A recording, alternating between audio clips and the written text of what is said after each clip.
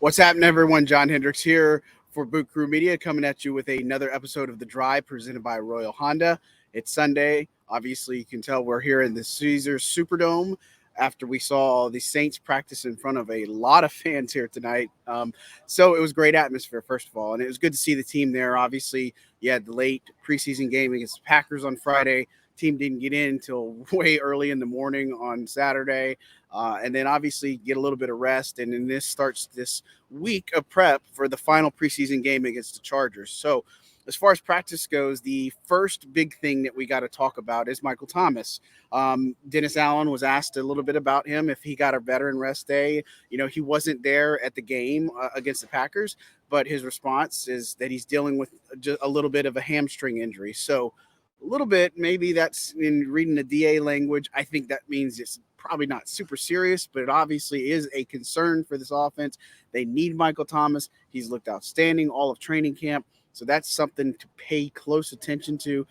Again, we're not going to jump the gun here, and obviously a lot's going to be made. Dennis Allen said he has a plan in place, kind of what he wants to see out of the preseason game against the Chargers on Friday here in the Superdome. So we'll just have to see if that involves starters or if it's going to get more of a look at some of the backup positions.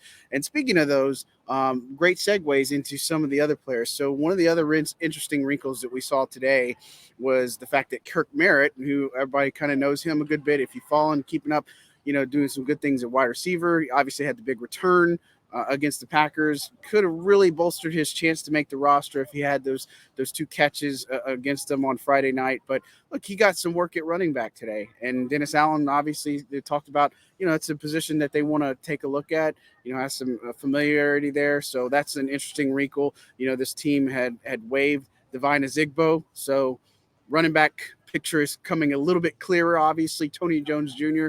is going to be that number 3 guy. And so we'll just kind of have to see how that happens with Merritt. And look, if they got a vision for the player, something like that, maybe if he likes it enough, he can stick around on the practice squad. Because, again, the active roster, I think most of this is set in stone unless you have some types of injuries or anything, God forbid, that happens in the course of now until week 1. And obviously the first regular season game is going to be on September 11th.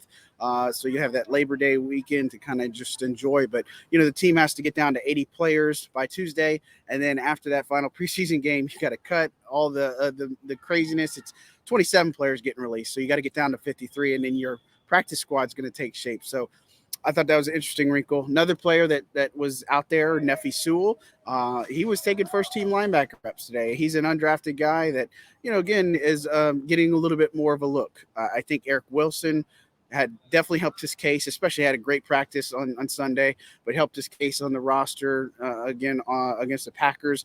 Second straight week he's in on a turnover, big to disrupt the ball, and just seems to be fitting in here well. When I talk to him in the locker room, he's adapting. He's taken to the leadership of Michael Hodges and Demario Davis and such, and that's what you want to see. But Sewell, and he's a guy that, coming in, he just plays tough and seemed a bit undersized for a linebacker, but man, this guy really is showing a good bit. I think he has major practice squad potential, but look, the same trying to figure out this position too. So obviously from what Dennis Allen has told us, Pete Warner is obviously safe and is in that top conversation. Caden Ellis is somebody he singled out who's done extremely well. And then you have Demario Davis. And so if you do 4, 5, and 6, I think Andrew Dowell is probably the guy that you look at because of his special teams upside. I can see Eric Wilson. And then the other one depends if you take 6. Chase Hansen came in and had a really good game against the Texans. He's been hurt.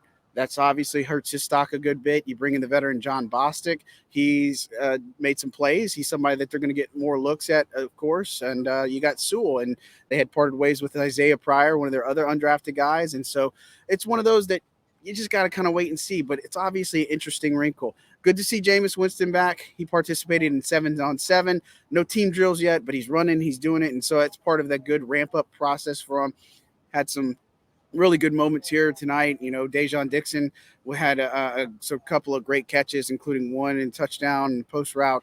You had Jarvis Landry, who had an amazing one-handed catch in the end zone from Andy Dalton. And so that was awesome to see. And then obviously, Eric Wilson had made such a really good play pick off Dalton near the sideline. So that was awesome to see. But man, it's a crazy time. It's weird that we think that camp is winding down. So a week from now, this will be the last training camp practice that we'll have a week from now, and then the real work starts for the regular season. So good practice here.